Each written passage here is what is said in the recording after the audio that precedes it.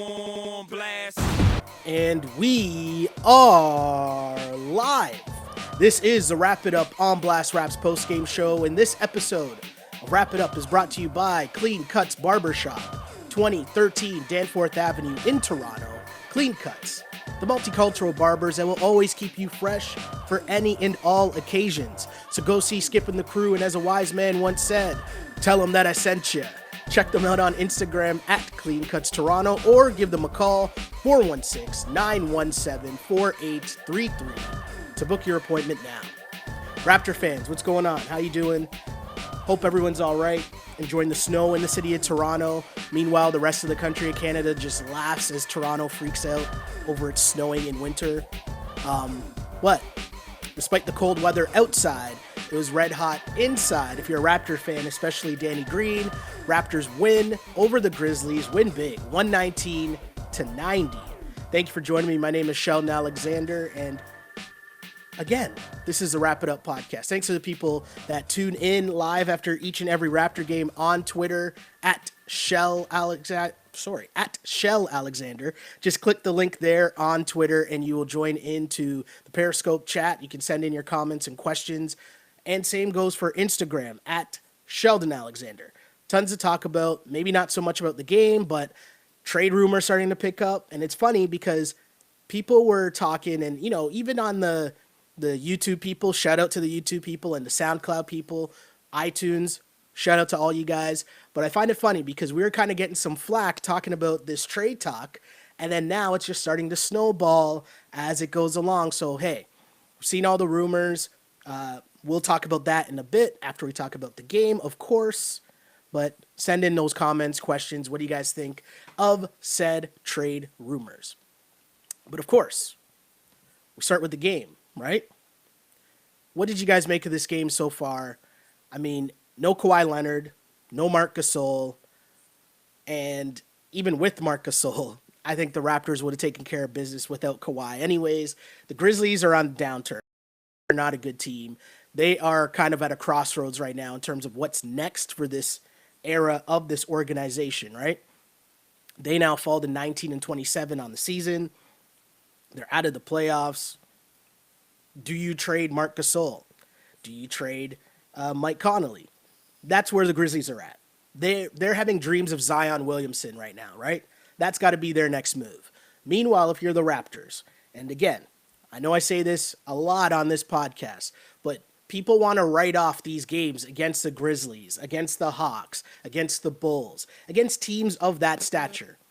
But what those games allow you to do, other than, the focus always being about, oh, is Kawhi resting or is Kyle resting? We always focus so much on that, but we don't give enough credit to the fact that what these games allow you to do, it allows you to get stuff from your other players, right? We got to mention CJ Miles. Now, the final stat line, he finished 4 of 12 for 13 points, right? That doesn't look that good. But the way that he played in the first half definitely overshadows what happened in garbage time in the fourth quarter when the game was already over, right? CJ Miles has become somewhat of a whipping boy for Raptors fans this season. People talking about the GoDaddy curse and all that stuff. CJ Miles losing his minutes. I mean, luckily, in a sense for him, that with all these people shuffling in and out of the lineups, Kawhi missing time, all these different things going on, CJ's getting a chance still to play and try to earn back some minutes, right? But CJ Miles checked into this game early, and between him and Serge, those two guys came out on a night where you don't really know where you're going to get it from. How many minutes is Lowry going to play? How long is this going to really be a game? Well, Serge Ibaka came out active early. He was on the glass, making great moves in the post. And then you had CJ. When CJ checked in, got that early and one, and screamed, let out that scream, I was like, okay, all right, it's going to be one of those games. All right. So the Raptors were up 23-19 after one, whatever. Serge off to a great start. Serge off to a great start after back-to-back 20-point performances for Serge, right? Serge Ibaka continues to play well and have a really good season. And it is kind of funny too, right? Like, Pascal Siakam is getting the talk for if there's the third Raptor to make the All-Star team. But Serge has better numbers than Pascal this season. Do we forget about that? You know what I mean? Like, it seems kind of weird. I know a lot of the focus we want to keep boosting Siakam, and don't get me wrong, Siakam deserves it. He's playing really well. He's having a great season as well. But Serge Ibaka continues to play really, really well for the Toronto Raptors this season. He had another solid game today. Ibaka just continues to be super active and also continues to play at such a high level without JV. Because I think a lot of people were worried, how would Serge react to Jonas Valanciunas not being in the lineup, and most of those paint points that you were getting from the combination would now be shifted to solely being on Serge. He delivered, right? 18 points, 5 rebounds, but 9 of 13 shooting from Serge. And Serge only attempted 1 3 in this game, which I want to say is a good sight because you don't want it. Like, there were games in the past where you've seen him shooting, step out, and he would just rely on taking that long 3. Whereas if he's hitting it, cool, it's all right. But you don't want to rely on that. You don't want that to become a trend. You want to save that to your 3-point shooters, right? And boy, was this game a reminder that the Raptors have a lot of 3-point shooters. CJ Miles, we mentioned that, right? He was cooking. He had 11 points early. And one thing that was funny to see was how confident he was, right? Like, he was getting the ball and he was trying to get busy. There was no hesitation at all. He's either shooting it or driving to the basket with a purpose. It was a really good sign to see, but also they talked about it a lot on the broadcast. It's really cool to see when the Toronto Raptors team, when you see the other players, happy for someone else's success, right? CJ hit his first couple shots and dudes were trying to find him so he could keep it going. Leo mentioned this, right? Patrick McCaw checked into the game and you saw that kind of Golden State-like play from him in terms of he had a very wide open look early, and instead of shooting it, he hit CJ to make that extra pass to feed the hot guy, you know? Obviously, being used to passing to Steph and KD is a little different than passing to CJ Miles, but the point remains. You're giving up a good shot for a great shot. That's ball movement, right? That's the extra pass. And I bring that up as well because we talk a lot about what Masai Ujiri has done. He gets a lot of gas, rightfully so for what he's done. But one thing that kind of gets not enough attention to me is Masai's brought in guys. He's made a point to bring in guys from winning programs. You think about the failures the Raptors have had year in, year out. And yeah, cool, you're bringing in Danny Green and Kawhi Leonard, and they're upgrades in terms of players, but they're also from a winning program.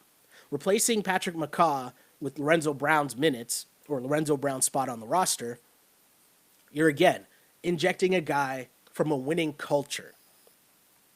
And when you're talking about a team that, in terms of the Raptors, that has struggled to kind of get over the hump in the playoffs, it's super important when you can add another guy who knows his role, right? He's not going to step in and try to take shots. He's stepping in and he's going to try to play defense. He's going to try to be active on the glass. He's going to make that extra pass. Good night. Good to see McCaw get some burn, just as extra backup, because you never know what's going to happen, right? You never know what's going to happen with the Raptors' point guard play or guard play in general. Because, I mean, you look at the game again tonight, and Lowry played okay. He shot all right, 3 of 8, 1 of 4 from 3. But he got to the line, which is what you want to see from Kyle Lowry. But Van Fleet did not play well, 1 of 8 for 4 points in this game, although he did have 7 assists. DeLon played okay, but adding McCaw just gives you another level of, just experience, which you can't have too much of that, right? Let's get back to CJ for a second. What did you guys think? Are you guys happy to see CJ Miles kind of get off the schneid, get off the hump? Because the other thing that this does, you got to remember, OG is still away from the team right now. The way that the rotation looks, Norm is kind of past both those guys on the depth chart. So when OG comes back, if CJ continues to shoot like this, you assume OG comes back and gets his spot. But there's nothing wrong with a little healthy competition, right? For minutes. You want to have that healthy competition. The other thing it does is it might be boosting some guys' trade value, right? Which is a thing. Because I keep saying it, February 7th, we're going to find out a lot about how Masai Ujiri feels about the youth, the young guys that he has on the team, and how he feels about the vets. And you're just going to see what he feels for real about this, because I think he's going to make a big move again to go all in, just to double down on the fact that you already got Kawhi Leonard. And this is like your 1 year shot to say, hey, we have a legitimate chance at an NBA championship. So I think he's going to make that big move. But as I said, going to find out a lot in the coming weeks as we lead up to the February 7th trade deadline in the NBA. Back to this game, though. I want to know what you guys think about CJ Miles. Let's see. I'll go to the chat first in Instagram. Instagram, I see trade CJ while his stock is high at 1 game. Let's see. Another win without our full squad. I mean, it's against the Grizzlies, but they count the same in the standings, right? Another comment from Instagram. McCaw had some Siakam-like length and hustle. Dude took 0 plays off. Right? And that's it. He knows his role. Patrick McCaw's coming from playing with Draymond, KD, Steph, right? Like Clay. You're on the court with those guys. Listen, bro, play defense, hustle, stay active. That's how you get minutes. That's your role. You plug him into the Raptors, you need more guys like that. That's how teams get built. And as the Boston Celtics, right? And I know the Celtics just beat the Raptors, but what I mean by using this as an example, people undervalue the likes of Marcus Smart, the likes of Marcus Morris, the likes of those dudes and what they bring to the Boston Celtics. Not everybody on your team, on a winning team, is going to be, that top flight perimeter scorer, that sharp shooting playmaker. You need guys that kind of muck it up and make the game dirty, and guys that just know their role. They don't need the ball. They're not just going to come down and jack it up because they haven't shot in a while. They are content, but also realize the value that they bring to the team by making the hustle plays. And hey, maybe Patrick McCaw can be that. Someone says JV is also elite except missing 3 layups against Cleveland. Yeah, I mean, okay. Oh, that was in response to this comment that says Serge is elite when he has to be. I'm not sure about that. And I'm going to be super honest with you guys. Serge Ibaka has played really, really well. But in the back of my mind, there's still some worry in terms of, is Serge really going to keep this up for the whole year?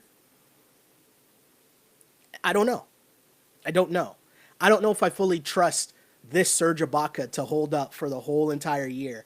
And going back to a conversation we had a couple of podcasts ago, do I trust this Serge Ibaka to hold up for the whole season and be legitimately the Raptors' second leading scorer? I don't know if I trust that. I don't know if I trust that for a team that has championship aspirations. But that's just me. Someone bringing up a great point here, and don't worry, we're getting to Danny Green. Danny Green in all caps with fire emojis. That, I think, is a perfect way to sum up what Danny Green did for the Toronto Raptors in this game. Okay? The third quarter, Raptors were up at half. Serge and CJ were doing work, cool. Raptors were up by 7? But quickly, right out of the gate, that lead blew up to 12 after a made 3 by Freddie VanVleet. And then it was just ball movement. The ball movement and three-point shooting became contagious, but you were finding Danny Green for just wide open threes. And that's what we were talking about so much in terms of, when you watch the game that the Raptors lost, when they lost that game down the stretch, when it was just Serge, basically it was Serge and Danny Green, and that's basically all the Raptors had cooking, right? When you look at something like that, and Danny Green was getting the ball, and he was dribbling it through the legs, it was against Boston, right? Remember the end of the Boston game when the Raptors were struggling to get anything outside of Kawhi Leonard? Well, this is the opposite of that. And I know that the opponents are different, but the point remains. Danny Green, you don't want to see what you saw at the end of the Boston game where Danny Green's getting the ball in an ISO and he's over dribbling and trying to handle the ball at top of the key. Like, no. Danny Green will be successful off of ball movement, off of dribble penetration and kickouts. And, there's even a great play where someone made the steal. Siakam got the ball on the break. He found Kyle, who then found Danny Green fading into the corner. Those are the things when you see the chemistry starting to grow that you will see more and more and more. because Danny Green's going to knock down open threes, right? Like, I'll be honest, I'm more shocked when Danny Green misses a wide open three. Like, I expect him to hit those open shots. He did that and more, right? 8 threes in this game for Danny Green, 8 of 12 from three, 24 points, to go along with 7 rebounds and 3 assists. So again, Danny Green's still doing everything else he also does, but giving you the 3-point shooting. And that is crazy. That is what the Raptors really need, right? They need to get secondary scoring from their ball movement. The guys on their team that they have, right? Serge Ibaka, Pascal, Danny Green, basically guys not named Kawhi Leonard, okay? They're going to get their buckets off of ball movement and team play. It's not going to come down from, ISO ball or just having one guy dribbling the ball and everyone else just watching. Those guys all got to be moving in a unit. And how amazing was that to see that from Danny Green? Because at the end of the day, he is a knockdown shooter. Like, it was crazy. And to think about the crowd chanting his name, the crowd going crazy as they were running Memphis off the floor during that third quarter when the Raptors outscored them, 45-14? Like, what a terrible beatdown by the Raptors for the Grizzlies in that third quarter. Like, that was just so disgusting. I've never seen anything like that before. Like, just where the barrage was coming and there was nothing the Grizzlies could do. The score was 100-62 after 3. This from shouts to the SN Stats guys on Twitter. If you don't follow them, you definitely should. Got you covered for all the stats you need. But Raptors' 38-point lead through 3 quarters is his 3rd largest in franchise history. It's when the game was over, right? Garbage time. And again, huge win for the Raptors. 119-90 over the lowly Memphis Grizzlies.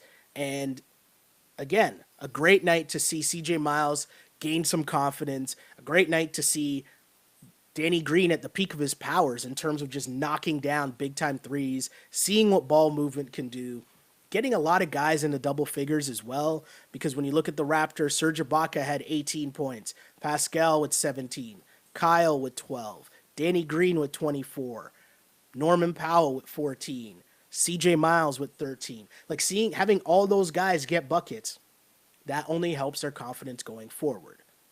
And I know there's some people that are kind of like, wait, why did Kawhi not play in this game?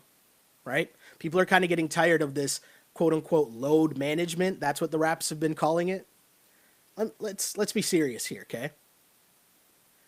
Why do you want Kawhi Leonard to be playing against the Memphis Grizzlies?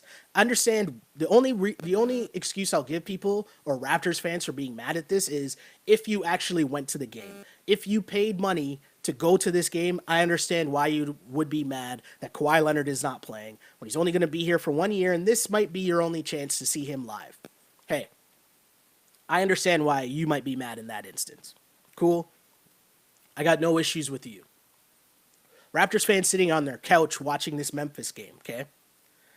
I want you to take a look at what the week ahead has for the Toronto Raptors, which includes a back-to-back on Tuesday and Wednesday where they play the Kings and the Pacers. Then on Friday, they play James Harden and the Rockets. That's 3 games in 4 nights. You're going to want Kawhi Leonard to play in all 3 of those games. And I would much rather have him play in all 3 of those games as opposed to playing against the Memphis Grizzlies. Again, a team that you just beat 119-90 without him. Right? Bigger picture. I know the fan base isn't really used to that with the basketball team in this country where, it's bigger picture than the regular season. It's about the playoffs. You just want to make sure that just get him to the playoffs and then let him cook. Right? Until then, the Grizzlies can go play somewhere, just not with Kawhi Leonard, right? I was even upset that Kyle played against the Suns. I understand partially, he wants to get his shooting rhythm back. He wants to get back in shape. I understand those arguments, I do. But at the end of the day, Kyle Lowry, I kind of think of this reference as like how you're using your starting pitcher in baseball, right? You only have a couple pitches. You only have, let's say, 100 pitches a night. Okay? The night represents a full season of the NBA. Follow me for a second here, right?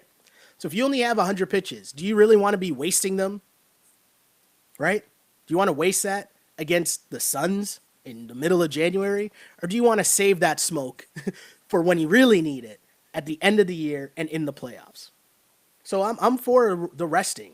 I would like to see Kyle, tonight was all right. He didn't play great, but he shot the ball okay. He still doesn't really look like Kyle Lowry. And here's the thing, it's going to sound nagging because you're going to see him play.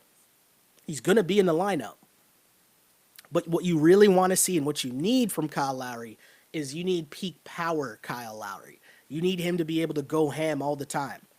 And I'd rather have him do that, especially this week when you're going up against big boy teams, big games this week, as opposed to him just going out for a sweat against the Memphis Grizzlies. That's just me.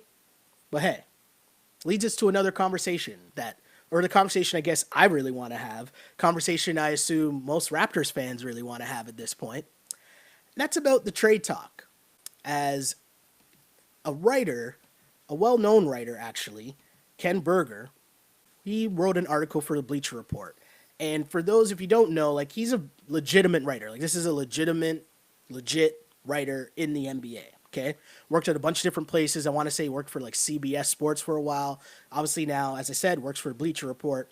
But my point is, when you see certain rumors, I normally hesitate on giving them any credence until I see certain people's names in the byline.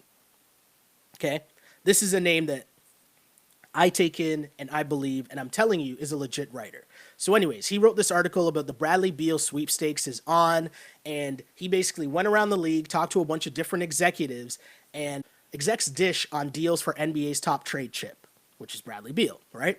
The part that matters the most to Raptors fans is this.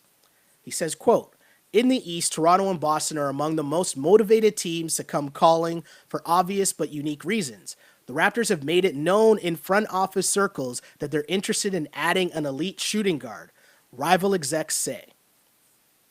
Again, the Raptors have made it known in front office circles that they're interested in adding an elite shooting guard, rival execs say.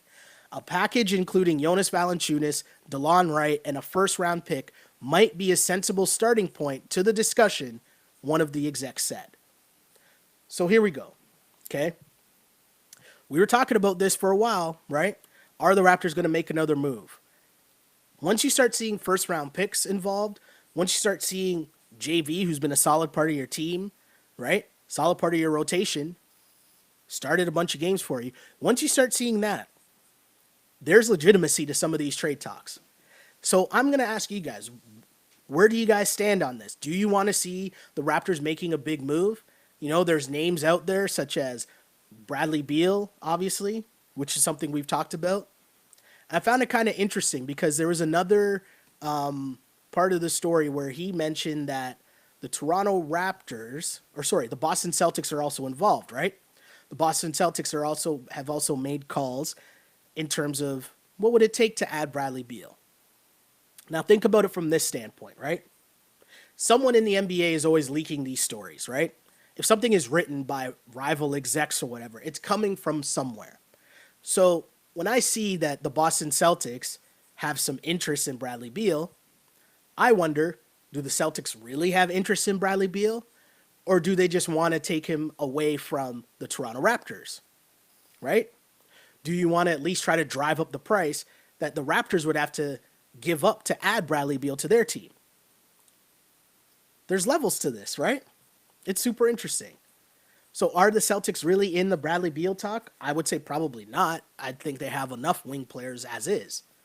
But there's interest because obviously if the Raptors add Bradley Beal to their team, the Raptors are a real problem for the Celtics. I'll be honest. I am all in on trying to get Bradley Beal. I'm in on that. The reason I'm all in on that, to follow up the conversation we had on the last podcast when Mike was on, when Bellamo was on with me,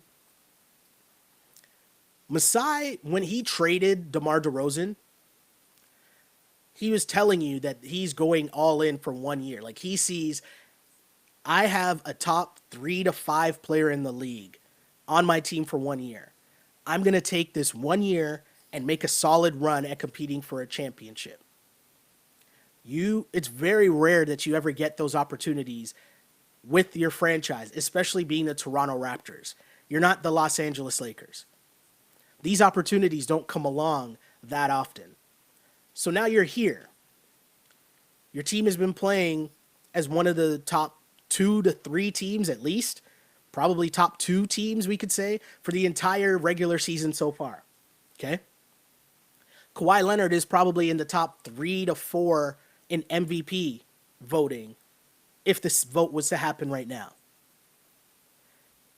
I think that you'd be kicking yourself if you're the Toronto Raptors if you had a trade on the table to add another All-Star to put beside Kawhi for this 1-year run, and you didn't do it because of OG Anunoby or someone else that comes off your bench. I'm always going to be for adding the All-Star because I know what that All-Star is. Talent and what someone might become, that's still an if, that's still a might be, that's still a maybe. I'm about what's happening right now. And what's happening right now is you have Kawhi Leonard at the peak of his powers, healthy, and you're waiting for the playoffs to come. And what you've seen from these big boy games is you're going to need another dude right beside him to be putting up that can drop 25. Because that's what's going to come down to in the playoffs, right? Golden State's over there bringing in Boogie Cousins. I'm not saying that the Raptors, with their team now or with Bradley Beal is beating Golden State, but I'm saying you want to give them a run. You want to get to the finals. And you do that with star players. You do that with all-stars. And again, we had this conversation. You hope Kyle Lowry is the all-star. You hope that Pascal or Serge or one of those dudes make the all-star team. But they're not the same level of all-star as Bradley Beal, right? Playoffs are going to come down to you're going to need another guy that can give you 25 in a game. You're going to need that in the playoffs. You're going to need someone other than Kawhi that has the ability to go for 25 or 30 on any given night. Right now, I don't think the Raptors have that. So we'll see how serious Masai Ujiri is about, hey, this is our 1 year. We're going all in. Let's do that. And again, people might be wondering, why are we talking about trades? Why are we talking about trades?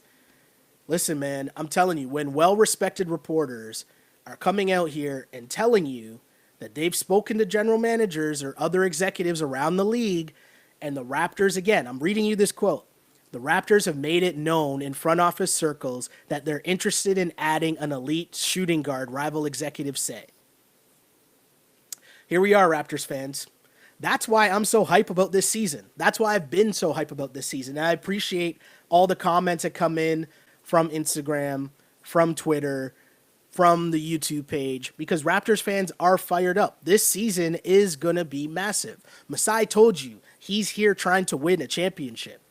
And if there's a way that you're going to add Kawhi Leonard and Bradley Beal, and, if you mess around and somehow come up with Marc Gasol, do you put anything past Masai? Because I don't. To me, it's like anything is possible with Masai Ujiri at this point. Because when the Kawhi Leonard rumors first popped up, I was like, the Raptors aren't getting Kawhi. Come on. I didn't believe it. And then it happened. So, hey, I'll read this comment from my guy Jerome here on Instagram. He says, Masai better lose himself in the moment. You only get one shot. You don't want to miss your chance to blow.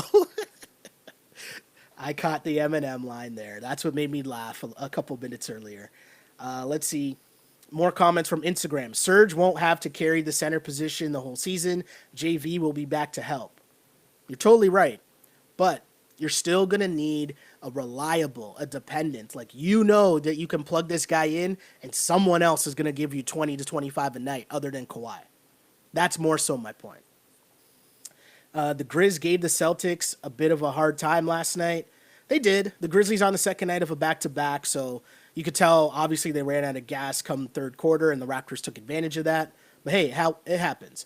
I guess the Raps should probably thank the Celtics for easing the load that they got today. Let's see what else we got. I want to get to more trade talk, so I'm scrolling down to find that. as opposed to talking about the Grizzlies, because how much do we really want to talk about the Grizzlies, right? Let's see. Someone says, wow, you finally said it. Bradley Beal trade. Yeah, man.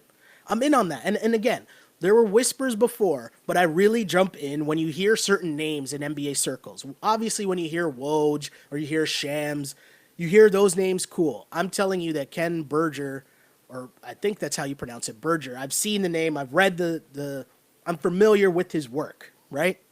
This is a legit source in the NBA. Bleacher Report, right? All I'm saying is the Raptors have made it known in front office circles they're interested in adding an elite shooting guard. How many elite shooting guards are available in the NBA right now? I'll let you guys fill in the blanks. But hey, here we are. Let's see. Someone says Kawhi comes back to the Raps next year, doesn't want to miss the ring ceremony. Oh, okay. More comments. Bradley Beal has offense but no defense. I'm not saying that he's a great offensive or great defender, but he's not terrible, right? Like, and also he's that much of an elite shooter that it's okay. You have other guys that can come in and give you defense, give you those things. So I'm okay with getting Bradley Beal. I know everyone's talking about where does the line end, right? Like, is there anyone that's untouchable? All I'm going to say is, as a Raptors fan, I don't want to be in a position where you're saying you didn't add Bradley Beal to play alongside Kawhi Leonard because of what Pascal Siakam might be. Because I'll ask you guys this. What Pascal Siakam might turn into, the Pascal Siakam we're seeing right now, yeah, he's playing well. Yeah, he's playing okay. But is he doing that night in, night out if Kawhi's not there? And he's at the top of the scouting report? Like, I'm saying this because I'm saying he's not there yet, which is fine. Bradley Beal is. You're talking about the now. What Pascal might turn into might be a solid NBA player. But will the rest of the team around him be in a position that you're in right now where you're actually talking about the NBA Finals? Pascal might be there in a couple years and you're talking about the Raptors being a playoff team. Cool. Maybe fighting for the 7th seed or the 6th seed in the playoffs. Cool. Right now you're talking about one of the top players in the league for one of the top teams in the league. So if you can add another top player, I'm just saying you do it. I don't think Masai is trading Siakam. I don't think so. But I'm saying what I would do, it'd be tough to turn down. Be very tough to turn down. But I also want to say this. I don't think that you would have to give up Siakam to get Bradley Beal, if we're being honest. I really don't think you have to. Like, if you look around and see what the other trade possibilities are for the Washington Wizards, like, nothing comes close to that. Some of the other things that people were talking about, it's like Marcus Smart and like it's just not the same. Like Jaylen Brown, Marcus Smart, like, I don't know, like, is that way better? Right? Like, Jaylen Brown's all right, but again, we're talking about dudes that look really good within the system of everything else that's around them. Do you know what I mean? Does that make sense? Am I explaining that well? I'm just saying you have a 1-year shot with Kawhi Leonard. You might not get to this point ever again. Hot hand in the dice game. Roll the dice, Masai. Come February 7th. Hey, we'll see what it takes. If the package starts with Jonas, DeLon Wright, and a first-round pick, do you put OG in that deal? And you're getting back maybe, let's say, whatever Morris twin plays on the grid or on Washington, I'm in. My point is, I don't think Masai is just going to sit back and look at this team and think that this team is making the finals for sure. I think he wants to, like, if he has the opportunity to add another big-time player, he's gonna do it. We're getting word now that he's interested in doing it, in adding another elite shooting guard. It's just, what is it gonna take? So that's the conversation going forward, Raptors fans. Let's continue this conversation. I'll read more of the comments, whether they're from Instagram or whether they're from YouTube. We'll read those on the next podcast, which will be Tuesday night, where the Raptors play the Kings. Because really, this is where we're at now. kept using this Jay-Z line. We don't believe you need more people, right? So I'm asking, do you believe in the Raptors' depth right now beyond Kawhi Leonard? Do you believe the Raptors can make the NBA Finals with the team they have now beyond Kawhi Leonard? Or do they need more people? That's the question I'll leave you guys with. Again, thanks for joining me on Twitter as you do after each and every Toronto Raptors game for Wrap It Up. Obviously, shouts to you guys that tune in at Shell Alexander on Twitter, and also sending your questions on Instagram as well at Sheldon Alexander. Shout out to you guys that watch the live crew, that watch the show live. Greatly appreciate you guys because I can't do the live show without you guys. Having people to bounce questions off, to take your questions and comments. I need you guys to be able to do this, and I appreciate you guys tuning in after each and every game. Also, though, got to shout out the podcast crew, the people that have been holding it down on SoundCloud, on iTunes, on Google Play. Huge shout out to you guys that just listen to the audio version of this and appreciate the audio version of this. I hope you're not getting tired of my voice yet. We'll have more people that'll be coming through in the coming weeks for sure, joining the show as we gear up towards the playoffs. But really appreciate you guys. And of course, another shout out to the YouTube people in the YouTube comment section. You guys holding it down. Really appreciate you guys. Again, Raptors fans, this is all about you guys. I'm here to try to gain a pulse of what's going on in the city, what the people are thinking about this team. Because again, the stakes have never been this high for this organization. You have the best player ever to wear a Raptors uniform currently playing on your team, right? You're realistically talking about having a chance to make the NBA Finals. The stakes have never been this high. So let's enjoy this. Let's continue the conversation, Raptors fans, and hopefully you'll join me again to do it. And of course, my name is Sheldon Alexander. I really did used to pray for times like this to rhyme like this. This is Rap on Blast Rap's post-game show, as always, unpolished and unapologetic. Until next time, we'll see you. Big week for the Raps coming up. See ya.